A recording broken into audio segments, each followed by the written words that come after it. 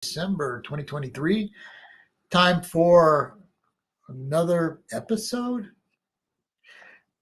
another Perspectives from the Sky show. So, I wanted to, and let me let you all know, which I think you probably know already. Deborah will be on about halfway through this hour, approximately. So, I'm going to give a forecast talk on the 20th of January. I'm not sure exactly how I'm going to do it yet. Like as a webinar, as a show. I'm still kind of working with that. And while I'm working with that, I've been studying countries in the world, leaders in the world, our presidential race that's coming up, a lot of the conflicts that are brewing.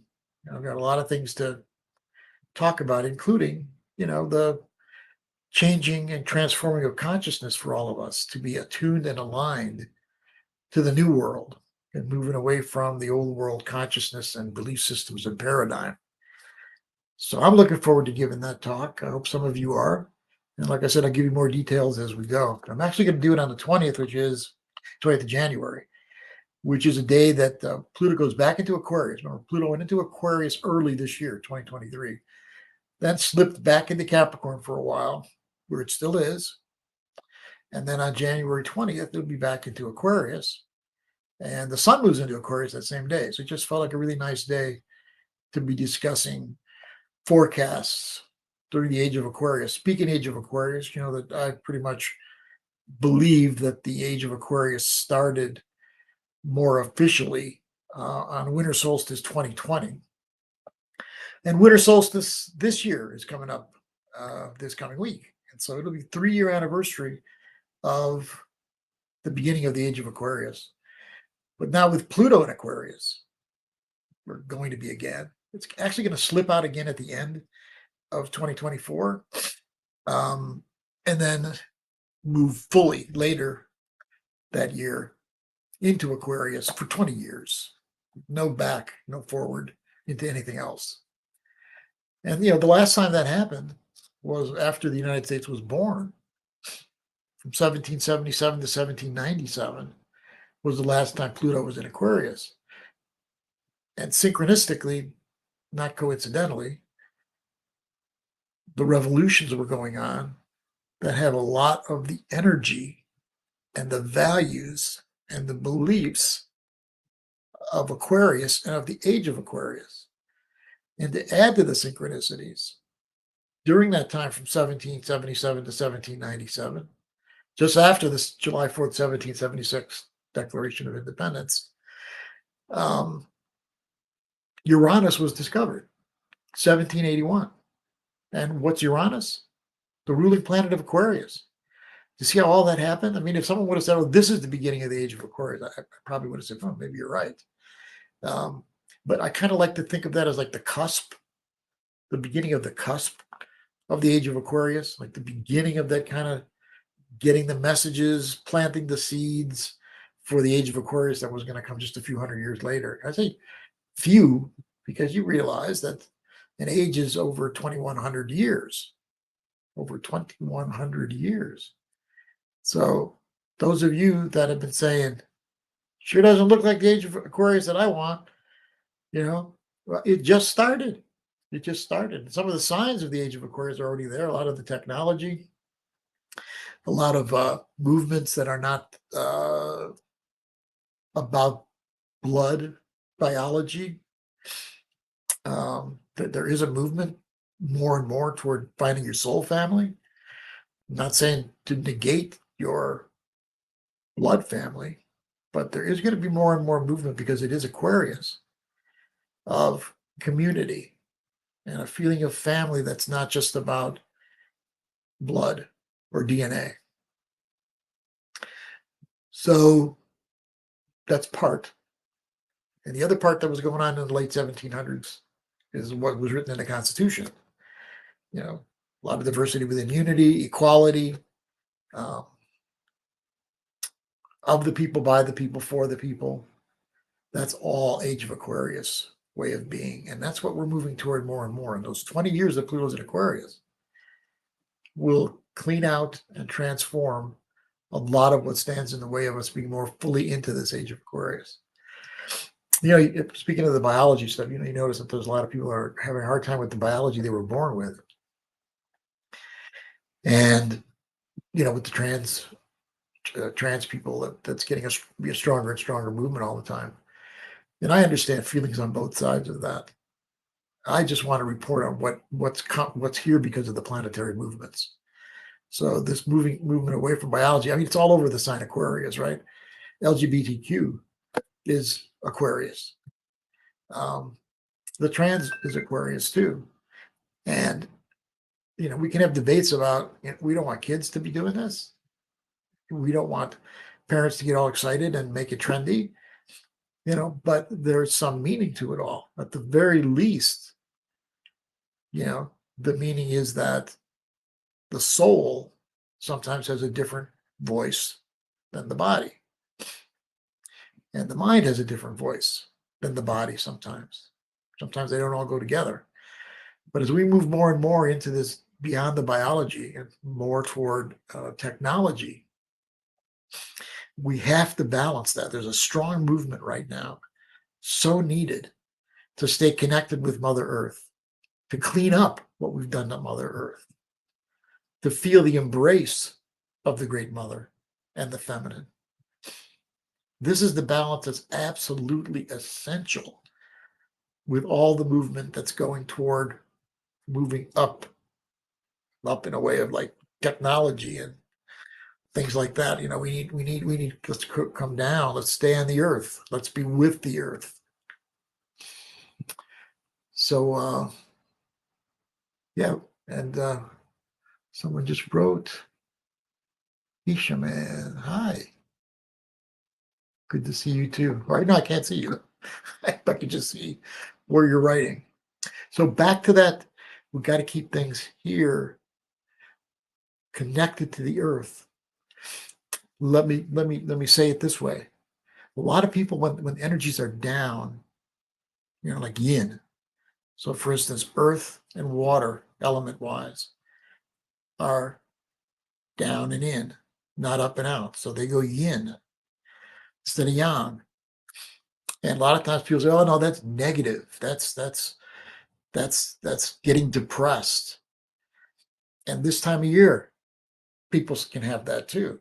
With this winter solstice coming up, which is the darkest day of the year, a lot of people do get depressed during this time of year, moving toward Christmas, winter solstice, all that.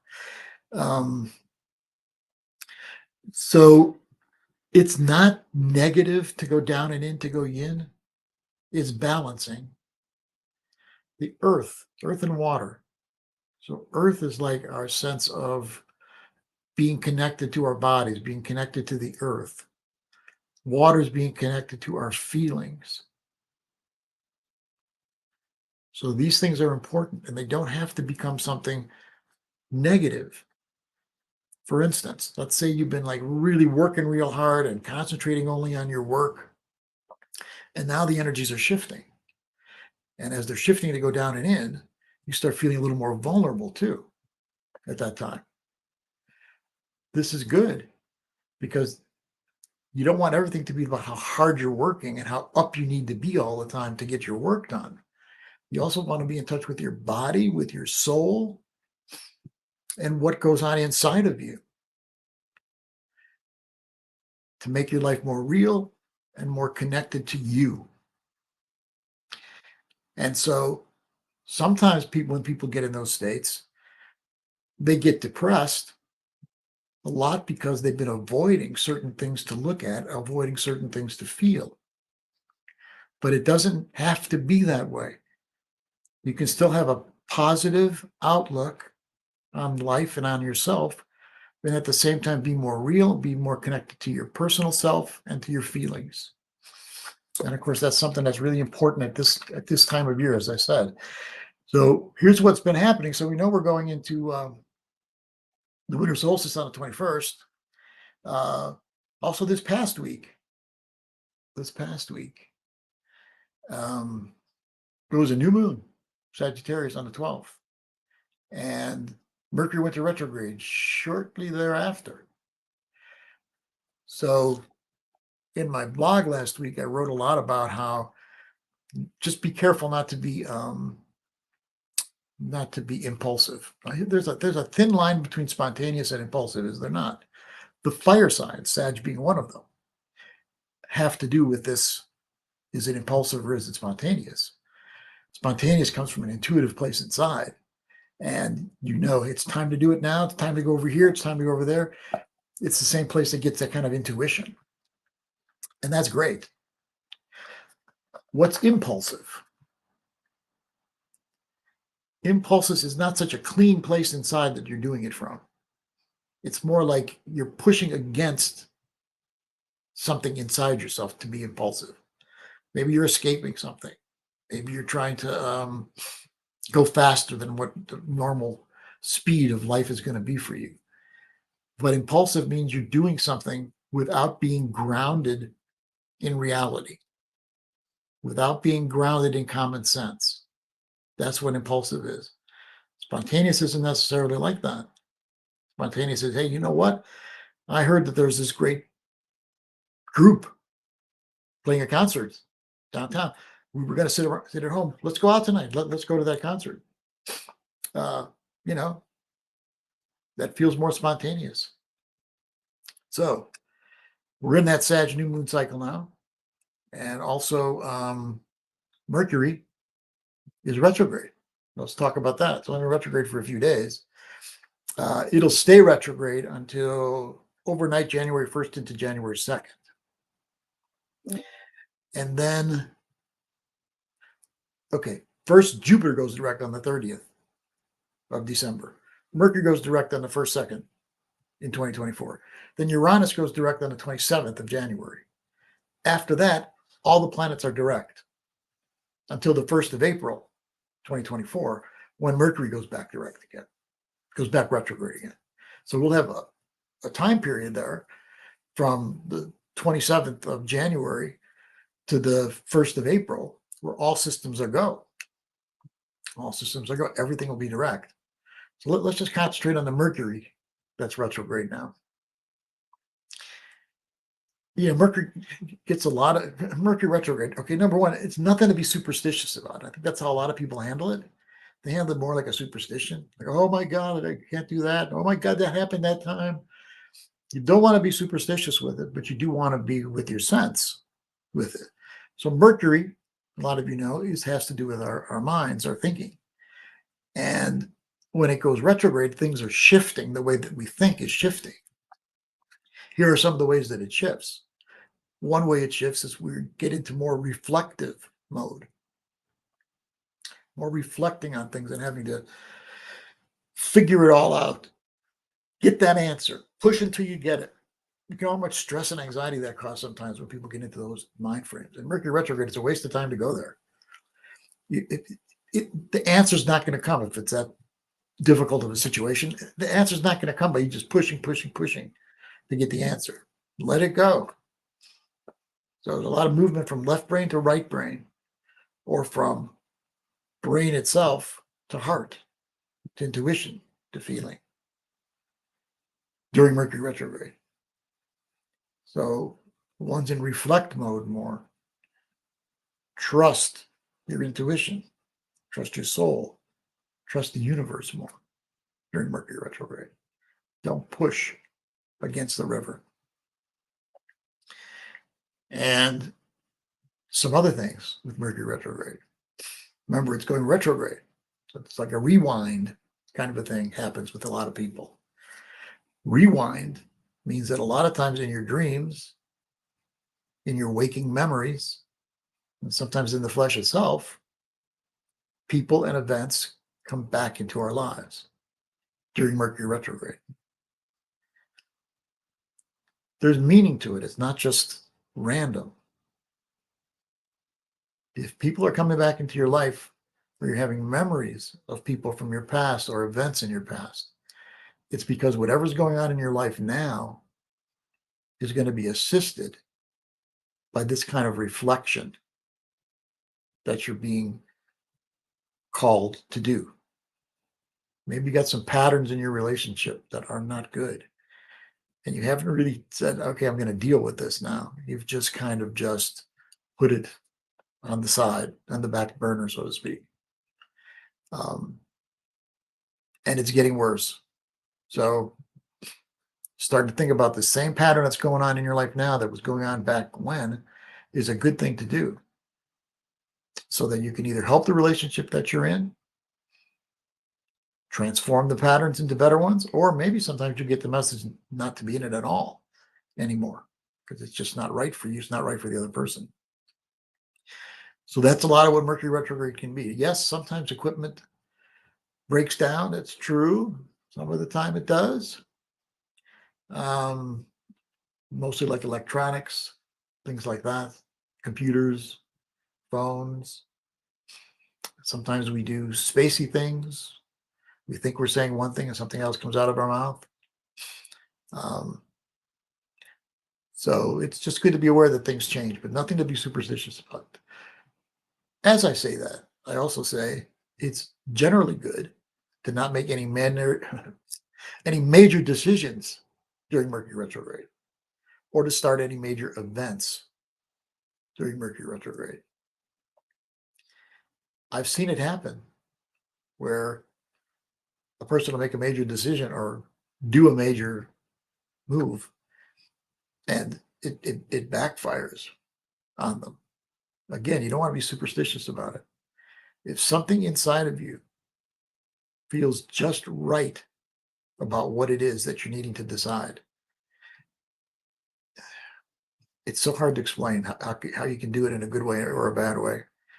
But sometimes it just feels like it's meant to be. Not because you're pushing it to be a meant to be, or because you're getting into fear mode, or because you really sense it's meant to be.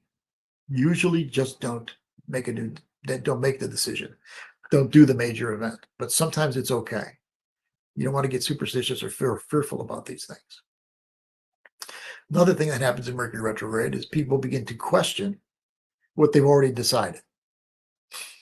And this is where mainly the message is to people: don't make a major decision based on what you're questioning that you had already decided differently. So if you already decided, yeah, I'm moving to, Istanbul, and then during Mercury retrograde, oh God, I'm going to leave all my family. I don't think I have the money for this. I have to learn a new language. I think I'm thinking not to go. It's okay to question it. And maybe after Mercury retrograde ends and it goes back direct again, you'll still feel that way. I've just seen so many times through the years that people will have a decision made, Mercury retrograde changes their mind, and then change what they were going to do during that Mercury retrograde, and it doesn't turn out well. So just let Mercury go through its full process. Questioning is good during Mercury retrograde. It's natural. But do your best not to jump with it. See if it sticks, whatever it is that you're doubting. So that's Mercury retrograde. Like I said, it'll be back direct again on the first overnight into the 2nd of January. So the holidays pretty much will have Mercury retrograde in them. And that is nothing terrible. It might help you to just kind of reflect on things more, get more right brain, more intuitive, things like that. Okay, so on the down and in yin energy too, was I clear enough for everybody on that? Like it's a good thing to be down and in yin. It's like a feminine way of being. Everything is not getting it done, pushing ahead for what you want, starting a new project, doing big things, feeling really good, being manic a little bit. It's good to be grounded. It's really good to see you, Christine, too. Yeah, it's good. It's good to be grounded in reality, even if it's not the reality you want sometimes. Okay, so Pisces age. We talked a little bit about it last time. it started, in my estimation, and I think most people that do this work feel close to the same. It started maybe 100, 150 years before Christ was born, somewhere in that area. And so interestingly, you know, birth of Christ turned out into the Christian religion. And Buddha was born just a couple hundred years before that. Confucius was too. Lao Tzu, another spiritual prophet person, was born just a couple hundred years before. And Muhammad was born approximately 600 years after the birth of Christ. So on the cusp of that new age, that new Pisces new age, on the cusp of that age, all of these spiritual figures were strongly born. And all of what they did or what they believed, what they were tuned in on, what they were bringing to our human family, turned into religion. I mean, Christian religion and the Muslim religion are certainly the biggest as far as how many people are involved in it. And of course, Buddhism would be up there too. So now, as we leave the age of Pisces, and we are more and more ensconced in the age of Aquarius, what do we do with the religions? To me, what we want to do is the essence of those religions, Christ consciousness. A lot of the truths that the Muslim religion and Muhammad brought to us, and Judaism, Christianity from Christ, the messages on the deeper level of the soul that are brought to us, we want to keep. It seems to me that the religions themselves are going to need to shift. And I'll tell you some of the reasons why. Aquarius, the sign Aquarius, is about, remember I said, of the people, by the people, for the people. That's very, very Aquarius. And so each one of us learning how to connect to spirit, to deeper consciousness, to Christ consciousness is important. It doesn't mean we can't have any mentors. Doesn't mean we can't have any mentors, and it doesn't mean that we can't have any people that teach us things. It just means that I have to turn to the authorities to find my spirituality. That's what's ending with the age of Aquarius. So the mass control that the religions have over people through guilt, rules and regulations, commandments and such won't be as strongly followed as people will turn more and more to what they believe individually and what their community is believing. Remember, Age of Aquarius is diversity within unity. Diversity within unity. And it means truth and love together. I'll tell you why it does. Because the diversity part means I need to be true to myself and how I was made as an individual. That's the truth part. The love part is from that place of all of us being different and accepted for being different, we come together as one family in unity. That's diversity and unity together. And that's love and truth coming together. And that's got a lot to do with what we're going to be doing more and more in the Age of Aquarius. Judy Ann, hi. And Christine, yes, Buddha was a Taurus. I don't think Jesus was a Capricorn. I kind of lean toward believing from the Christ consciousness way of looking at things that he was a Pisces.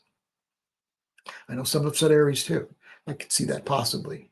But it really does feel like Pisces to me. It's when his birth must have been. So there's our ages, and now we're in this new age of Aquarius, and so you take a look out in the world, and I'll be talking a lot more about that on the 20th of January. We take a look out on this world and we say, okay, wow, look at all of these things that are happening. Some of them seem so horrible. Where's the age of Aquarius here? The Age of Aquarius is in the fact that the way that the system has been built in the world is not right for our human family anymore, because we are changing ages. And you could take a look at how some of them have soured up. You look at the economic system. I mean, it's worse than ever now. You get so many billionaires and then so many people homeless. In our country alone, this is true. So many billionaires and so many people homeless who don't have enough money. I don't care what the government says about the percentage of this is getting better every year. Don't listen to that. The problem is the system is set up to create billionaires and poverty-stricken people. So we need a new economic system. That's one of the reasons the system is breaking down and changing. And then the power structures. We've had all these years of like superstars and mega countries, superpowers. It's like, that's not good either. That's not good either. Why would a country that has more nuclear weapons and more money be any better and have a stronger say than a country that doesn't have much money and doesn't have all nuclear weapons? But yet, if you look at the Security Council of the United Nations, which is probably one of the fairest places we've got to bringing people together, but even it's flawed by the fact that the 5 people on the Security Council that have veto power are the richest and all have nuclear weapons. So that's why the system is changing, everybody. This is why it's changing. It's not fair. It's not a part of what our Age of Aquarius is meant to be. So a lot's cleaning out now in the world. I'm not saying, oh, this is wonderful. Who wants to go through the horrors that we're seeing in Israel and Gaza, Ukraine and Russia? I mean, who wants that to be? But it seems like that, it's like when nature brings you a earthquake or a tsunami or something. No, it's not a lot of fun. We don't want it. But it's part of nature and the cycles of nature. And this cycle here is a huge one. Over 2,000 years of an old Pisces age into a new age. And I haven't even talked about the patriarchal control of our world for longer than just the age of Pisces. That's been going on for a long time, thousands of years. And it seems like that patriarchal control over our hearts and souls is something we all need to move beyond. That's part of the new age also. Moving beyond the patriarchy. Remember Aquarius, the revolutions that happened in France and in the United States. They were what? What were they about? We don't want kings and queens telling us what to do. We can take responsibility for our world, and we can make the decisions that we need to make. We don't need these powers to tell us what to do, whether it's kings and queens, dictators, governments. We, the people, that's where things are moving, even if it doesn't look like it, this moment that you're looking out on it all.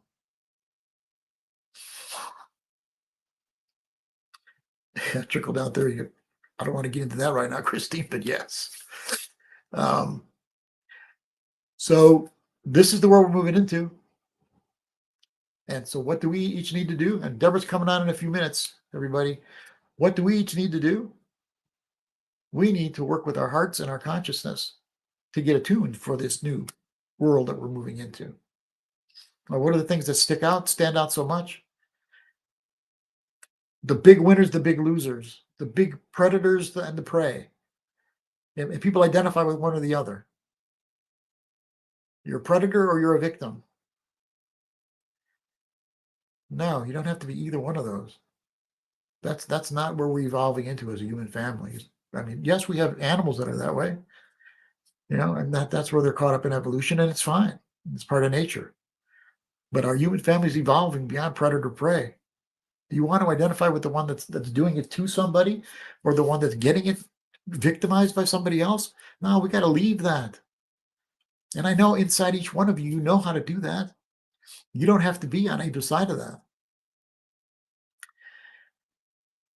So yeah, there's a lot of consciousness things that we're needing to change here. Every man for himself, survival of the fittest. Survival of the fittest is true to me if the next step of being fit means all of us are in it together. That's how we get more fit, each one of us individually. So I think I'm going on long enough. I see Deborah getting ready. We have like a green room. I don't know if any of you have done this before, but it's like, it's not really green, but it's like I'm talking to you right now and I can see myself on the camera, but then off to the left, anyone who's going to be on the air is there. And then I just hit the toggle and then they come on. So Deborah, you're about to get toggled. You're welcome, Tanishka. It's good to have you with us. Okay, Deborah, I think you're ready. We're going to go. I think we're going to come back on 2 weeks, which is what, 23rd, 30th, like right when Mercury's going direct as we're changing into the new year. Okay. See you in a couple of weeks, everybody. And here comes Deb. Hello, everyone. Hi. Thanks, Leo, for your wonderful sharing. It was really good. Appreciate that. Appreciate it. I'm gonna give you the floor now. Okay. Stage, whatever it is. Here you go. Yes. Okay. So welcome, everyone, and lots of love to you. So I have a lot of things I wanted to share today. If there's time, I'll do a little meditation.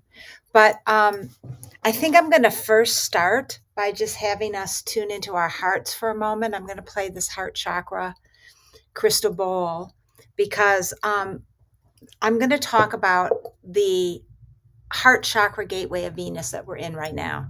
So to start us into that, I want us to just come into our heart so we can receive everything that's shared today from that deeper place within our hearts. So just take a moment to take a couple deep breaths.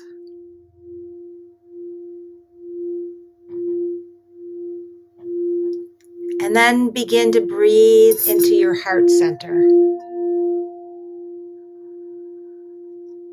And just feel your heart expanding with each breath.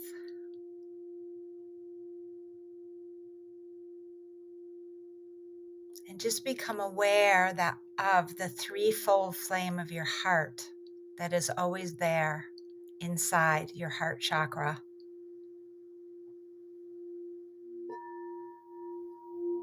This threefold flame known by the mystics as the flames of our Holy Spirit. And there's three flames: the pink flame of divine love, the blue flame of divine will and wisdom and power, actually will and power.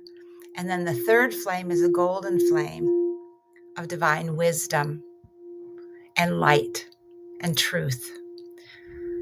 So we have this threefold flame within our heart chakras. And as we breathe into our hearts, we can feel those flames growing and building.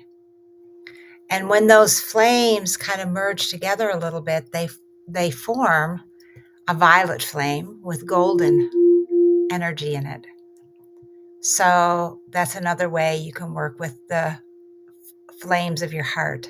And I'm going to talk more about that in just a moment.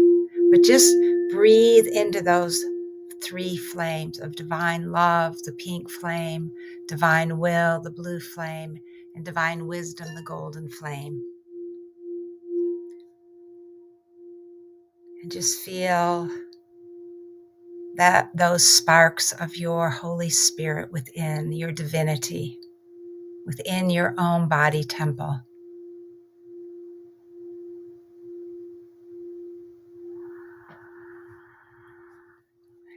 And last Saturday,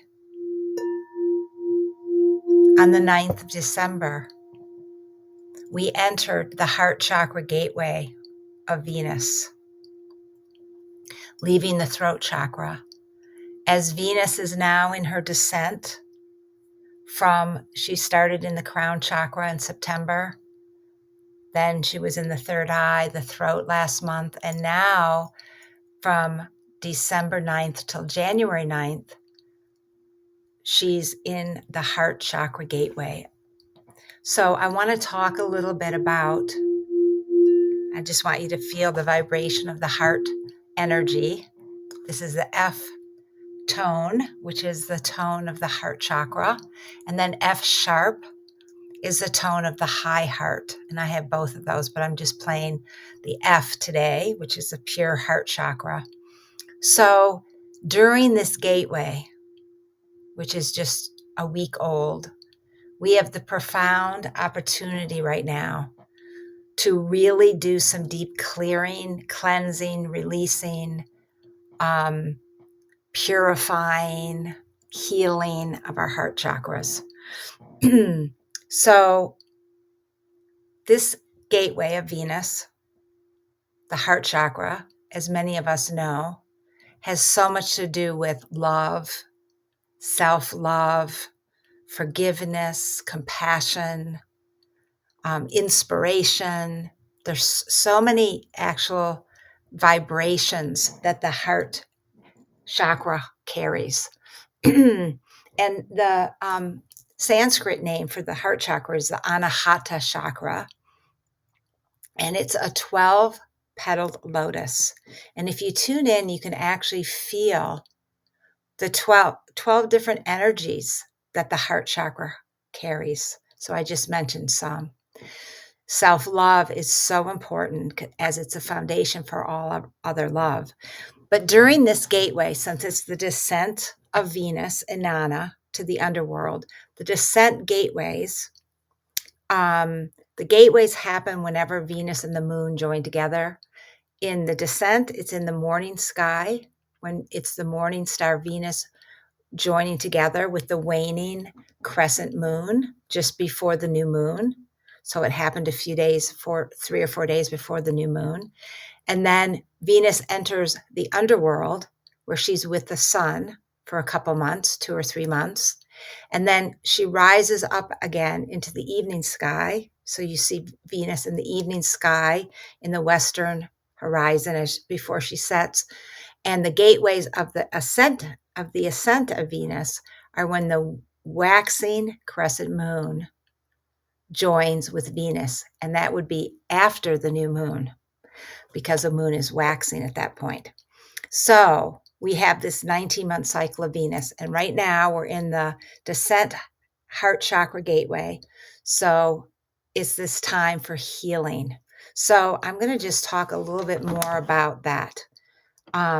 So healing of any wounds to your inner child, any wounds that you're still carrying in your heart chakra from past relationships, from losses, from grief, from sadness, from abandonment and betrayal.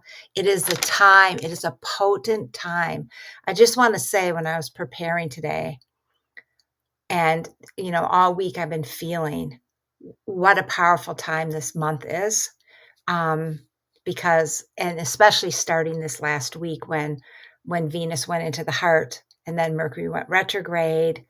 And we have this time to kind of review, and old memories might be coming back with Mercury retrograde of these past wounds, these past relationships, since we're in the heart chakra gateway of Venus. And also we have, the winter solstice coming up, the full moon. We have Yule tide, the 12 days of Yule, and we have the 12 days of Christmas. So all these kind of come together, all those things I just mentioned. Also, the sun will be at the galactic center. All those things coming together shows us that this is a super potent time. And it's a super potent time for deep reflection, dreaming, and I'm going to talk more about that, really paying attention to our dreams, and I'll share more about that in a moment. So there's this tremendous opportunity in the heart chakra gateway to release these old wounds and any old belief systems, traumas, old vows that you may have made in this life or another lifetime, contracts you made. This is a time to release those. And of course, there's always the layers of the onion. So it doesn't mean you're going to do all of it in this heart chakra gateway necessarily, but it's this potent time to do this deeper work with your heart chakra. So it's wonderful to create a heart chakra altar. You can find mandalas of the heart chakra which are beautiful with the 12 petals around it. You can put that on your altar. And also to work with your heart is, journaling about any wounds of the past that you're ready to let go of, anything you feel you're holding still in your heart, anything your inner child is feeling. And doing inner child work during this time is really important if that comes up for you. And the thing is that you don't have to work hard at this, because when all these things come together like it is right now, it comes up to the surface naturally, and organically. So you might just have memories of a past relationship coming up for you and it's showing you, okay, I can do some healing work with this. So journaling, going into a deep meditation on the inner planes where you can work with different parts of yourself or different relationships, cutting old cords if you need to, that you feel are still in your heart that aren't healthy for you anymore. And the other thing is this is an amazing time to do prayers of forgiveness. So prayers of forgiveness to others, prayers of forgiveness that you're still holding from maybe things you did with others or to others or the earth. And then the third one is forgiveness to yourself and how you've been treating yourself through the time periods in the past. So prayers of forgiveness are super powerful right now in this gateway. And also, if you know of the Ho'oponopono prayer, which is, I'm so sorry, please forgive me, I love you, and I thank you. And there's some beautiful songs that you can find online of the Ho'oponopono prayer that can help you with the prayer of it.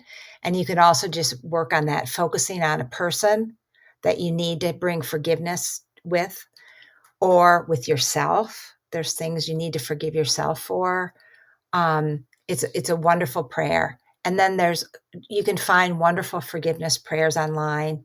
But mostly it's just calling, to God, Goddess, all that is, and asking for forgiveness for any harm that you've ever consciously or unconsciously inflicted upon any life form throughout all time, space, and dimension, from the beginning of time to now.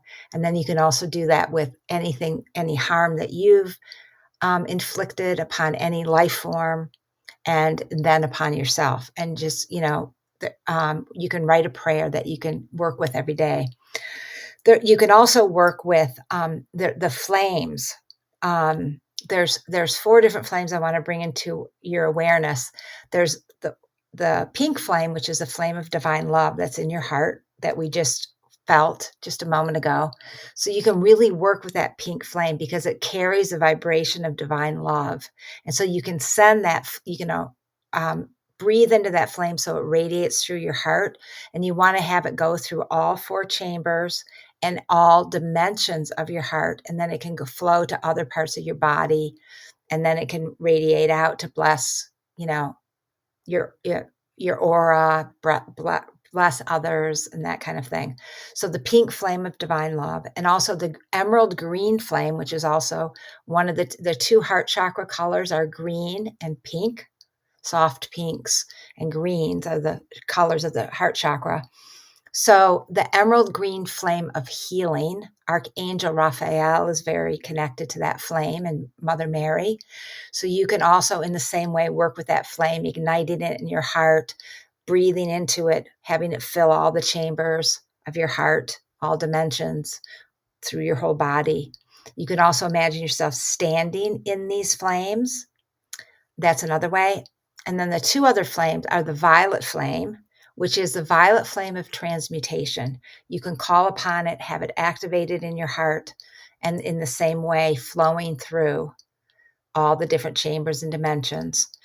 And then the last flame that I like to work with a lot is the cosmic white flame of purification. And so you can all you have to do is with your prayer, and I suggest you do it out loud, I call to the cosmic white flame of purification and divine wisdom and truth to ignite and activate in my heart, to illuminate. And then you can, work with it filling your heart chakra, all the chambers, and then sending it through your whole body or standing in that flame. So those are 4 flames that I think are particularly powerful to work with right now. Also, the golden flame, if you want, of the Christ Magdalene consciousness. You can ignite that because of the sacred time we're in right now. Also, oils. There's some really good oils, essential oils that you can bless your heart chakra with to help you. And one of them is bergamot, which is really good for self-acceptance. It helps heal self-judgment, loss of trust, sadness, grief, low self-esteem. And then also geranium is an oil of love and trust, and it heals abandonment and grief, betrayal, those kinds of things that you might be holding in your heart. And then lang lang, which is the oil for the inner child. So that oil is wonderful if you're doing inner child work. It helps heal any emotional trauma, sadness, grief with your inner child inside your heart. And then, of course, rose, which is the highest vibrational essential oil there is. It takes so many roses to make so little amount of rose oil. That's why it's so expensive.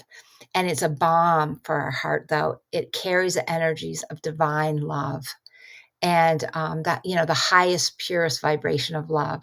So if you have that, or you can anoint yourself with that. And also lime is very uplifting for the heart chakra.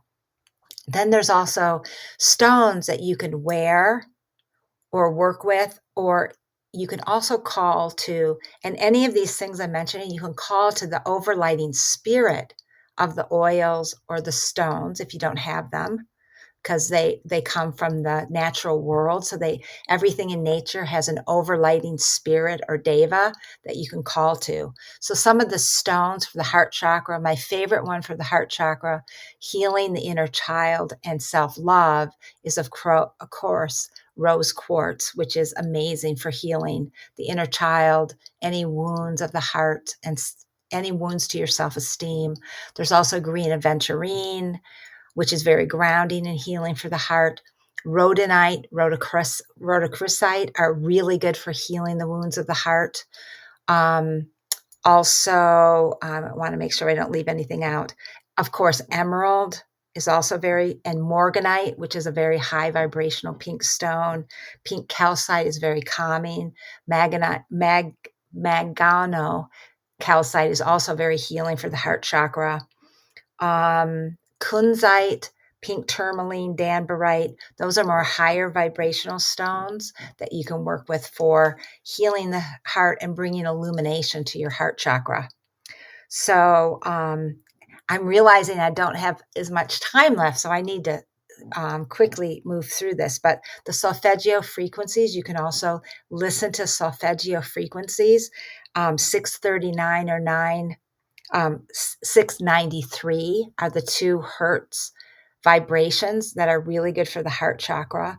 And like I said, the tone F or F sharp, and dioptase too. Yes, that was on my list. I forgot to say dioptase is actually goes to the deepest recesses of the heart chakra to heal it. So thank you, Christine, for that.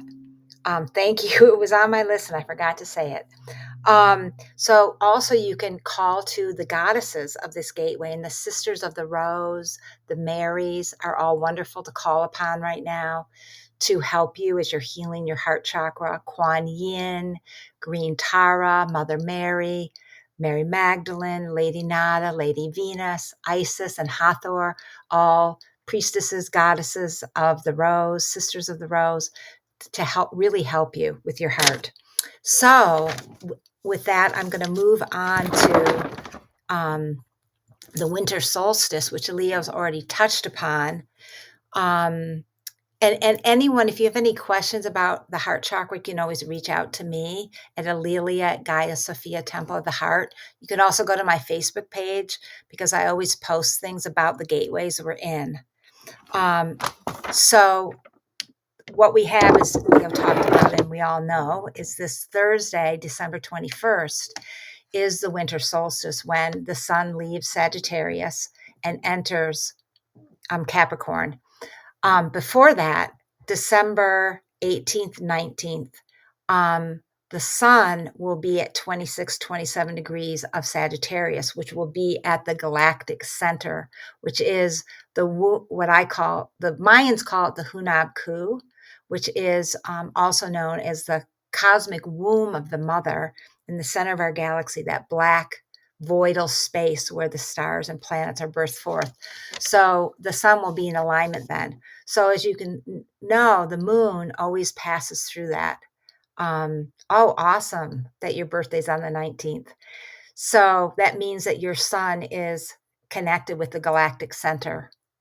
And I have my Mercury at the galactic center. I know Leo has his south node. So, and what I've noticed about the galactic center having Mercury there is I receive a lot of downloads from the galactic center, like insights and things like that come through that help my writing since it's Mercury. So you can tune in and the moon passes that point, every month, and Mercury passes it, during the year, and different planets pass that point. But the sun is very significant as right before the solstice. It's powerful to receive, galactic energies from the womb of the mother, in the cosmic womb of the mother. So just open your heart during this heart gateway and at this conjunction, when the sun is at that point, to just receive light messages, light codes from the galactic center. So back to the solstice. So the solstice is at 7:27 p.m. Pacific time, 10:27 p.m. Eastern time. And the original name of solstice, or the meaning of solstice, is sun stands still, because the sun appears to stand still for a few days at the farthest south point on the horizon. So, as many of you know, in the southern hemisphere, with the sun down there with the elliptic of the Earth, it's their summer solstice when the sun is at its highest peak. And here in the north, as we all know, it's the longest night of the year, and the shortest day, when the light is a rebirth from the darkness. Because after the winter solstice and after those few days where it appears to stand still, the sun is slowly returning. The light is slowly returning. So it's a day when we celebrate and honor this time of renewed hope as the light returns. And in ancient time, this has been celebrated since ancient times. And where Christmas actually came from is this time of the return of the sun, like the Christ sun, also is connected with that. So during this time in the northern hemisphere, nature rests, everything rests, and it's a time to really pause. And I know it's hard because of all the busyness of the holidays, or I like to say the holy days. Really allow yourself to take some breaks, to rest, to be with the darkness, to be with the void. The void isn't something to be afraid of. It's actually a place of great love. It's a place of the great mother, the void of the mother, the womb of the mother. So it's like the sun is being rebirthed from the dark womb of the mother, just like we're born from the dark womb of the mother. So it's so important to just like surrender, let go, rest, welcome renewal from your deep rest. It's a time of deep rest. And we'll have time, I believe, between the winter solstice and Imbolc, of a great time of surrender and releasing and rest and rejuvenation. And then at the Imbolc, we'll feel more of a quickening as we're getting closer to the spring equinox, as it's getting a little bit more lighter and the stirrings inside start sparking within us. So it's a time to light candles to represent bringing in the light, And I wanted to also say, in the ancient pagan tradition, it's called Yule, which is the time, and the days of Yule were 12 days from the winter solstice to New Year's Day. And it's a time to, bring in the light. In that tradition, they would light Yule logs every single day of those 12 days to represent the bringing in of the new light, the sparks of new light and fire and renewal and hope. And also, you can do it by lighting a candle every day of Yule. And also, Yule, a lot of Christmas comes from Yule and the solstice, because Yule celebrations were putting green around your house, like mistletoe and wreaths and trees, which represent the great mother earth, coming back to life, and that hope that she's coming back to life because she's in her time of rest at that time. And she has been since, at least Samhain and the equinox. So, and it's always a time of gift giving and feasting. I wanted to just, share that it's a really important time to really honor that going within and dream time during Yuletide and the 12 days of Christmas. So there's also the 12 days of Christmas, which lead into the Epiphany. So that's from Christmas to January 6th. So we have these periods of time of deep reflection, going within, meditating on, the next year, the ending of this year, what you're letting go of from this year that you don't want to bring with you into the next year. You can burn that in your fires, and like reflecting on what are your dreams, your visions for the new year.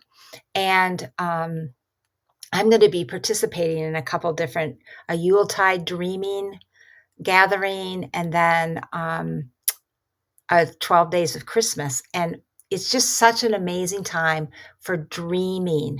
Really pay attention to your dreams. Do dream incubation. So before you go to bed, ask for dreams to bring you guidance for the next year, for this closing year.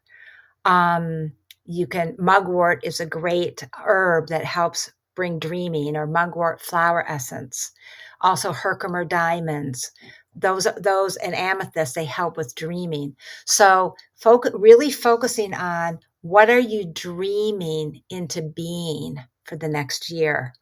And it's said that the 12 days of Christmas, each day represents a month of the new year. So what are you dreaming in for the incoming year that you want to focus on? And of course, Christmas is really, to me, the rebirth of the Christ consciousness. And I always say the Christos, Sophia, Magdalene consciousness, because they're all connected, because there's the divine feminine and masculine Christ energies. So let us, focus on the rebirth of that love, that Christ consciousness, Christos Sophia consciousness in our heart, which is really what were the teachings of Christ really about? Love and unconditional compassion. And Mary Magdalene, all about unconditional love, compassion, forgiveness. So it all coincides with the heart chakra gateway, and just such a powerful time. And one last thing I want to say is that on the 26th of December, before we meet again, is the full moon in Cancer with, opposite Capricorn. And it's the wise woman, man energy, and the Cancer great mother energy. And also, I forgot to mention, when the sun moved into Capricorn, we entered that wise wisdom time.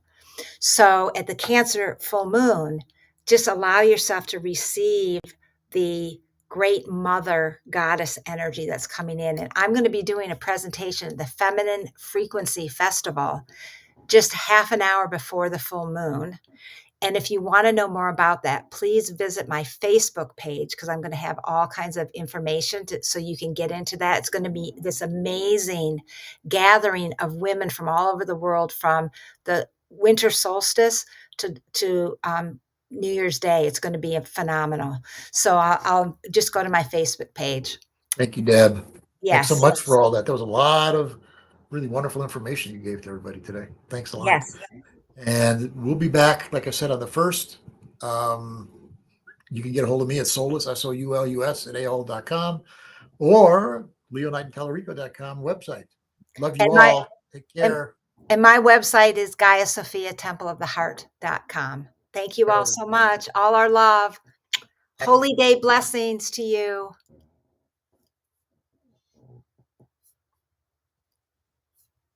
Love you all.